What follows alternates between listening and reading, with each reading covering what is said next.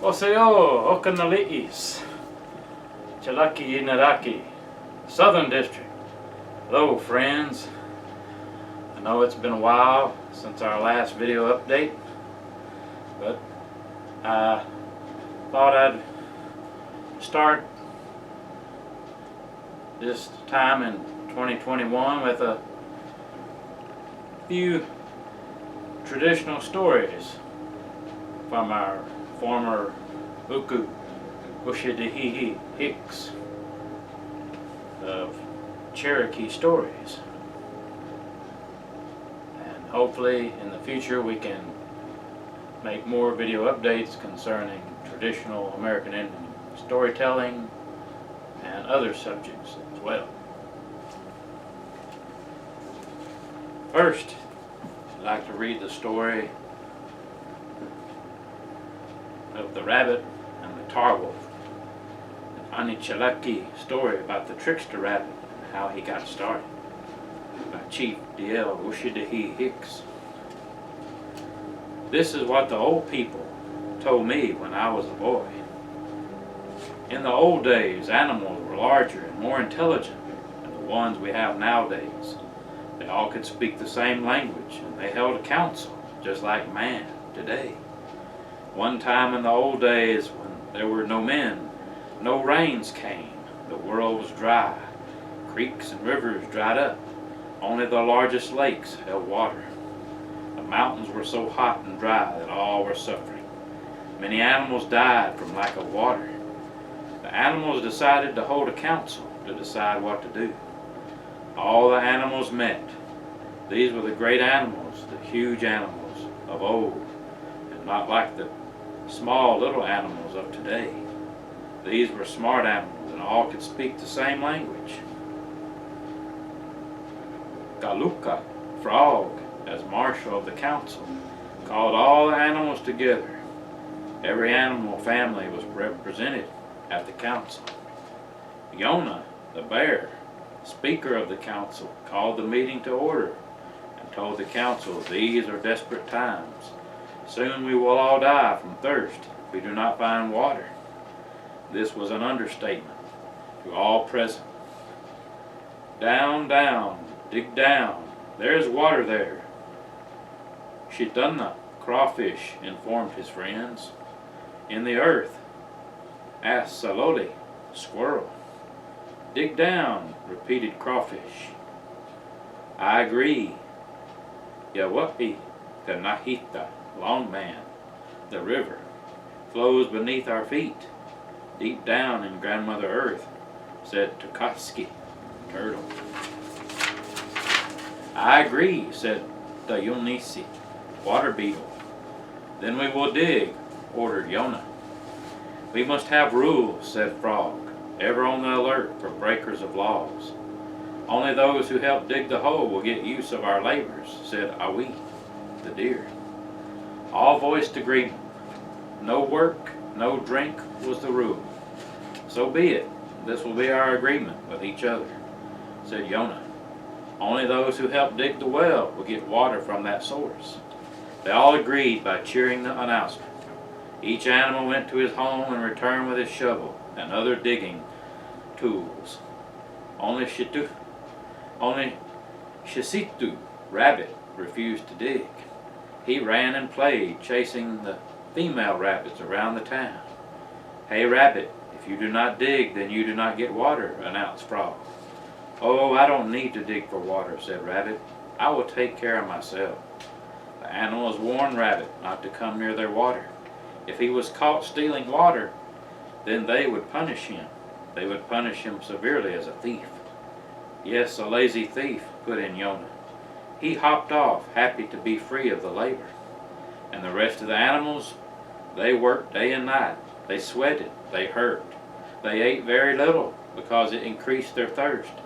The animals became weak and they were very thirsty, but they worked on.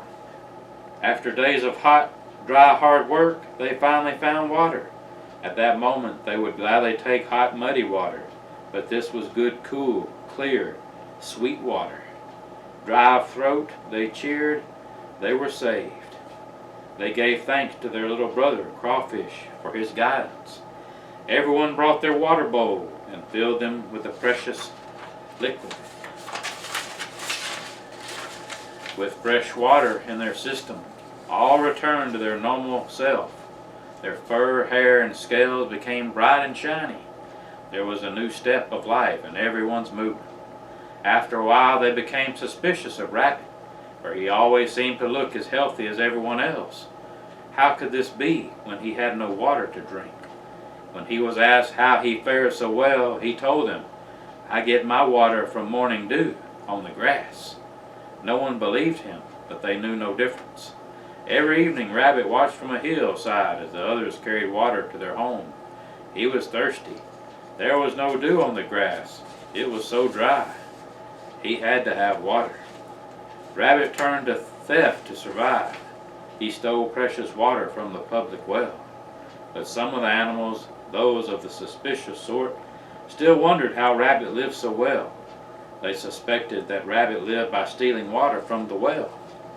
The animals chose two of the wisest of them all, Waya, the wolf, and Chula, the fox, to be assigned the duty of learning Rabbit's secret. He had to have a source of water, and they wanted to know his source. Did he have a secret pool of water he hid from everyone, or was his secret source from their well? The two animals searched the area. They found cleverly hidden rabbit tracks. Now they had him. All they had to do was stand watch around the well and spring upon him when he came for water. For days they watched the well, day and night. They were never able to catch the rabbit. The wise wolf and fox were not going to concede defeat to Rabbit. "There's no rabbit as wise as a wolf," grumbled Wolf. "Nor as wise as a fox," said the fox. These two wise animals needed a plan. They knew that if they didn't find Rabbit's secret, they'd be the laughingstock of the forest. The two friends came up with a plan. It was a sticky plan, but they were sure it would work. They went and found a pit of tar. They dipped a stake into the pit, rolled one end around, and took out a gob of tar. It was sticky mess, and sticky enough to hold any rabbit. That night, when all had gotten their water and left the well, the two guards took the stake to the water's edge and stuck the sharpened end in the ground. The tar wolf was now in the narrow pass to the water and would crowd anyone trying to get to the water. The two didn't stay the night to guard the water well. They left and went home to their families. Rabbit waited until all were asleep before he went to the well. He hopped down the trail to the water. He stopped when he saw the outline of the tar wolf in the dim light. Not knowing what it was, he waited. This strange figure seemed unfriendly and would not speak. Rabbit hopped up next to the tar wolf. The tar wolf was blocking his way to the water. The tar wolf was small. Rabbit was bold. He took one paw and pushed the tar wolf aside and ordered, "Move to one side." His paw became stuck and he could not remove it. Rabbit put his other front paw against the tar wolf and pushed. Now both paws were stuck to the tar wolf. He pushed the tar wolf with his back paw and it became stuck. He kicked it with his free paw and it became stuck. No matter how hard he struggled, he couldn't break loose. He was caught fast. There he remained, stuck to the tar wolf all night. The next morning the animals came to get their water. They found Rabbit stuck to the tar wolf. There was great laughter and pointing at the rabbit. Wolf and Fox went forth and pulled the stake. They brought it in with Rabbit stuck to it and stuck it in the ground before the circle of animals. Council was held. "What shall we do?" said the wolf. "Let's cut off his feet," said Fox. The other animals agreed and cheered. "That's okay. I can hop around on my nubs," Rabbit laughed. "Then we must do something horrible," said Wolf. "I agree," said Fox. The other animals nodded in agreement. My paws are blistered and fur ruffled because I worked while this lazy fellow played and chased girls, grumbled Skunk. I am mad. I demand justice. Justice will be served when Rabbit is severely punished. We could pull off his head, said Bear. Rabbit laughed and laughed. What a punishment. I won't feel a thing. Then we'll cut off his ears, said Wolf. As well as I can hear. As long as my ears are, I have more than enough ears. That will be a small thing, Rabbit said, laughing so hard he nearly shook himself loose from the tar wolf. Wolf looked around. He saw a briar patch with thick undergrowth. It was thick and inhospitable, with long sharp thorns and no green plants to eat. This is what we will do. We will throw this worthless fellow in the briar patch. Rabbit suddenly started crying. He sobbed loudly and begged, Please don't throw me into such an awful place. The thorns will prick me and cover my fluffy fur with my own blood. I will not be able to forage for food and will die. The other animals laughed. Rabbit cried louder, shaking with fright. That's what we'll do, said Wolf. The other animals agreed with cheer. Fox held the stake while Wolf pulled Rabbit loose. He cast Rabbit in the briar patch. Rabbit hit the ground running, dodging the trunks of the brush and finding holes through the maze of underbrush. The rest of the animals watched the frolicking Rabbit in amazement. The trickster, Rabbit, had found him a home. Ha! This is where I will live. It is a fine place, cried the Rabbit. Rabbit has lived in the thick undergrowth and briars of the forest ever since. He has been in the thickets so long that he cannot run a straight line, always running one way and then another. It is hard to catch Rabbit. The end. I hope you enjoyed that traditional Tsalagi story, friends, and we may have time for another story. Yes. The Adawehi and the Nawui, an Ani-tsalagi story by Chief D.L. Hicks. Hilahiu, long ago, when the Ani-tsalagi, sometimes called the Cherokees, and long before the white man and the black man came to our mountains, there lived an awful monster called Nui, clad of stone, the stone coat. His coat of stone made him strong against arrows and the war club. Many young warriors had lost their lives in battle against the stone monster. Fire did not bother him. Freezing weather did not bother him. He was invincible. He carried an adolanachi, staff made of stone.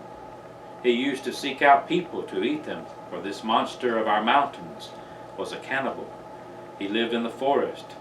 Mothers taught their children that they were never to stray far from their town, because no one knew where Stonecoat would appear or where he traveled. One morning as the sun rose over the mountain tops, the town was disturbed by a young warrior running through the street, announcing in a loud voice that Nayanaway was a short distance from town, coming down the same trail he had been traveling. People gathered their children and favorite belongings and prepared to flee the town and leave it to the monster. They had no other recourse. Some of the brave gathered around an old Adawehi, the religious leader and healer, seeking his advice.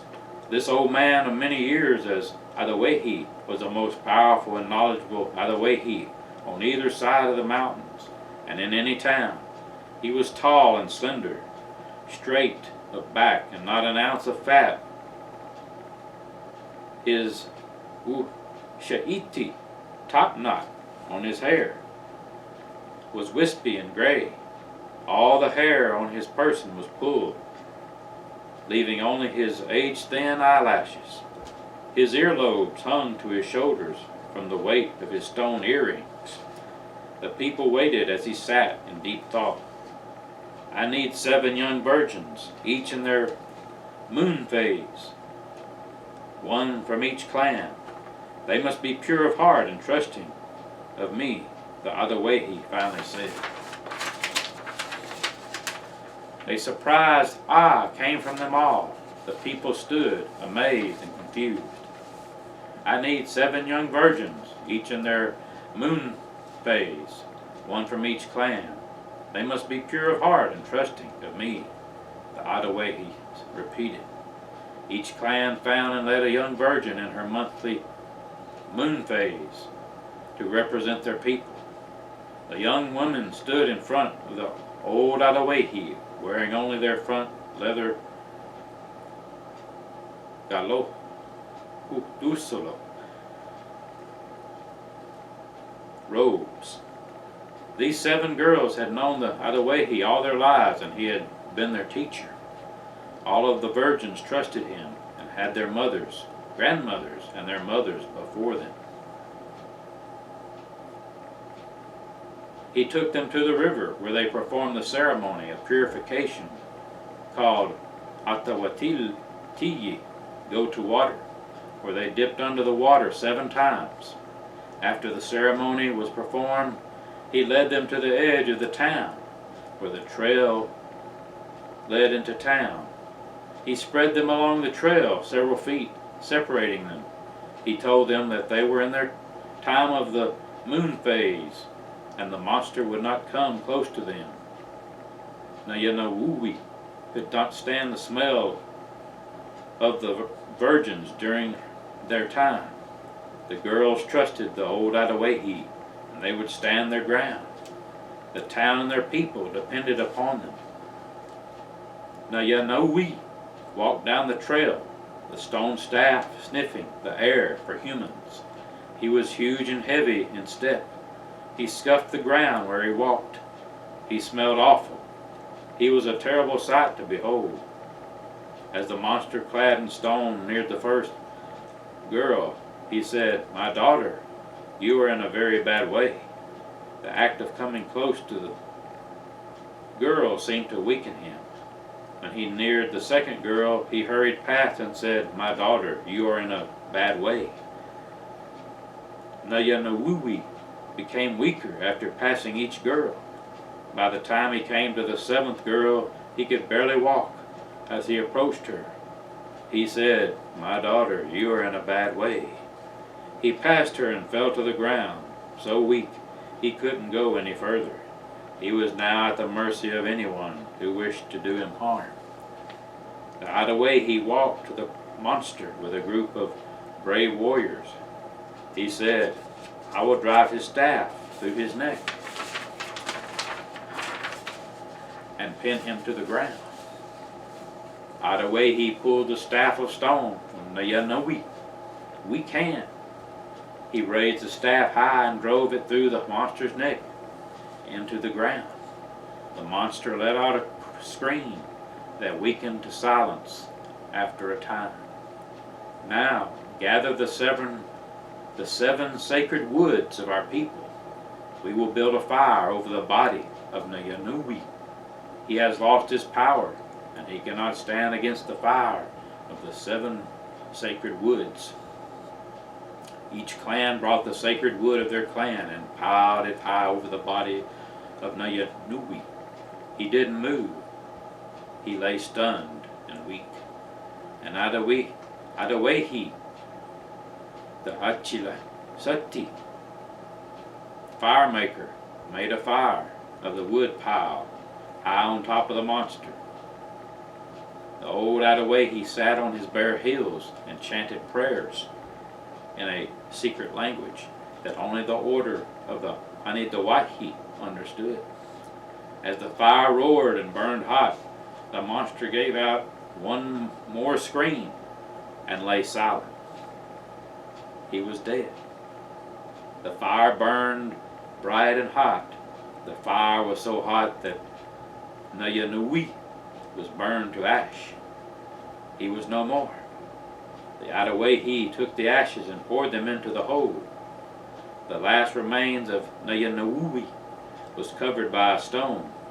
The stone-clad monster was no more. The forest was now safe.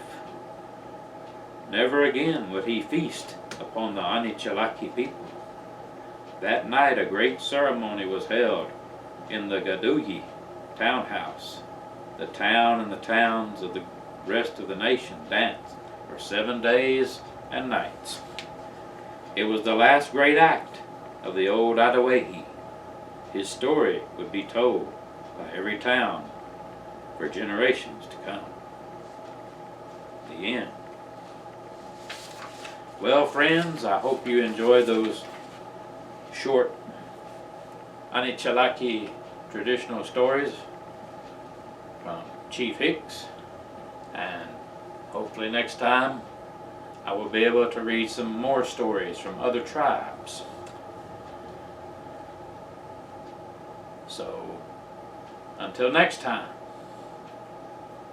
Wadawaekwa. Thank you.